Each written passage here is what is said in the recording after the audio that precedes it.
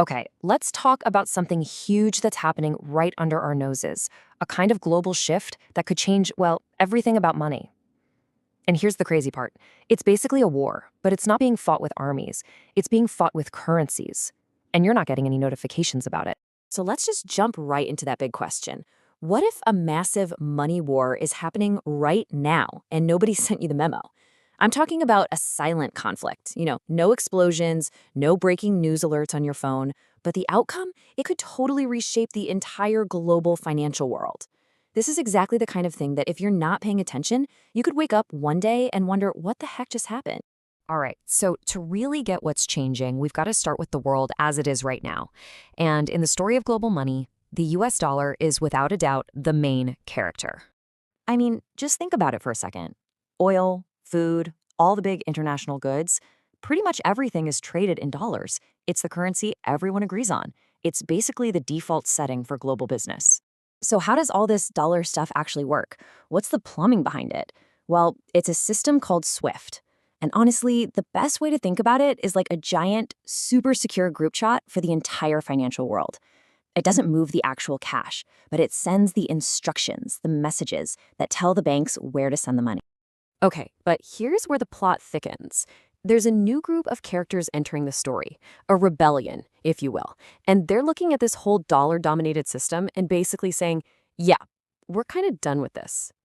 This group is called BRICS. It's an acronym for the original members: Brazil, Russia, India, China, and South Africa. And you should know, this isn't some exclusive little club. A whole bunch of other countries are trying to get in on this. So why should you care? Why does this group matter so much? Well, for one, we're talking about 40% of the entire world's population. Let that sink in. This isn't some small alliance. This is a huge chunk of humanity. And it's not just about people either. They also make up about 25% of the global economy, a quarter of all the money in the world. So yeah, these are not small-time players. These are economic heavyweights. And when these start moving together, everyone has to pay attention. So what's their beef with the system? What's the big problem? It all boils down to one simple thing: dependency. When you have to use the dollar, when you have to use SWIFT, you're basically vulnerable. You're playing a game where someone else makes the rules. And this isn't just some abstract fear. This is very, very real. I mean, just look at what happened to Russia. When sanctions hit, they got kicked out of SWIFT, just cut off. Imagine that. Overnight, their ability to do business with the world was crippled. For every other country watching from the sidelines, that was a massive wake-up call. So that's what sparked this whole thing. These countries started thinking, okay, what if we just build our own system? What if we could just make our own app, so to speak? Yeah, let's go back to that group chat idea. SWIFT is like the WhatsApp for banks, right? But imagine if someone else could read or even block your WhatsApp messages. That's the problem. So the BRICS countries basically said, okay, screw that. What if we build our own version that nobody can block? And that's pretty much exactly what they're doing. They're building this thing. Sometimes it's called BRICS Bridge, sometimes BRICS Pay. And the plan is genius in its simplicity. Step 1, just skip the dollar. Step 2, skip SWIFT entirely. Step 3, pay each other directly. And Step 4, use your own currencies. It's a total end run around the old system. So let's just lay it all out, side by side. The old way, you're using the US dollar, you're going through SWIFT, and your payments are routed through the West, which means, yep, outside control. The BRICS way completely flips that. You use your own money, you skip SWIFT, you pay each other directly, and you get way more control.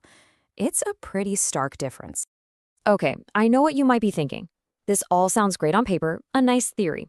But is it actually happening? Or is this all just talk? Well, let's look at what's happening on the ground. The answer is, oh yeah, it's happening big time. Take this real-world example. China buys a ton of soybeans from Brazil. For years, that whole deal was done in US dollars. Not anymore. Now China is paying for those soybeans directly in its own currency, the yuan. The dollar? Completely bypassed. Cut right out of the loop. And that is not an isolated case. Just look at the trade between China and Russia. A few years ago, it was almost all dollars. And now, get this, over 90% of their trade avoids the dollar. That's not a slow drift, people. That is a massive, deliberate shift away from the old system. And this whole thing is picking up speed, fast. China is now settling over half of its international trade in its own currency. The BRICS countries are literally linking their payment systems together as we speak, and you've got a growing list of other countries officially knocking on the door, wanting to join. So no, this isn't just a theory anymore. This has serious momentum. All right, so this is real. It's happening. It's growing. The big question is, what does it all mean? What's the end game here for the future of money? So let's just tackle the elephant in the room. Is this the end of the US dollar? Is it all about to collapse? Short answer, no. But the real answer, that's actually way more interesting. Look, the dollar isn't just going to disappear overnight. It's too big, too embedded in everything. But what is changing is the game board itself. For decades, we've lived in a unipolar world, right? One main currency, the dollar, running the show. We're moving to a multipolar world, a world with options. It's not about the dollar collapsing. It's about serious competition finally arriving. Here's a great way to think about it. For a long time, Netflix was basically the only game in town for streaming, right? Well, Netflix didn't disappear when Disney Plus and all the others showed up. But suddenly, it wasn't alone anymore. It had real competition. That is exactly what's happening to the dollar right now.